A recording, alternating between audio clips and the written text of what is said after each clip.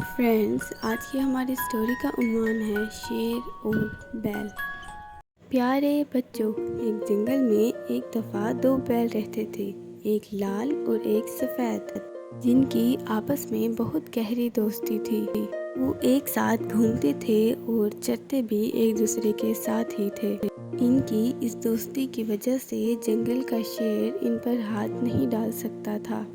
جب شیر ان پر حملہ کرنے کے لیے آتا تھا تو دونوں اس کی ایسی درگت بناتی تھیں کہ اس کو جان کے لالے پڑ جاتے تھے۔ اسی دوران شیر نے ایک چال چلی اور اپنی چکنی چپڑی باتوں سے لال بیل کو مستقبل کے سہانے سپنے دکھا کر اپنے ساتھ ملا لیا۔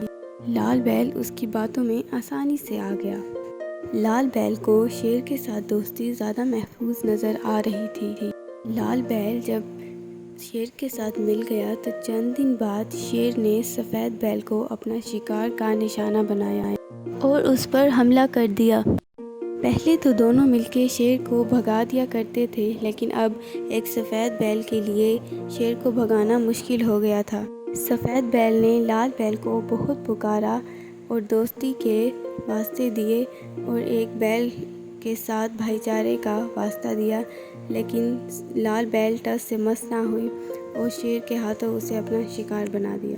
لال بیل آج خوش تھا کہ شکر ہے میں اس کے ساتھ نہیں تھا، ورنہ آج میرا کام بھی تمام ہو جاتا۔ تھوڑے ہی دن گزرے تو شیر نے اسے بھی شکار کا پروگرام بنا لیا۔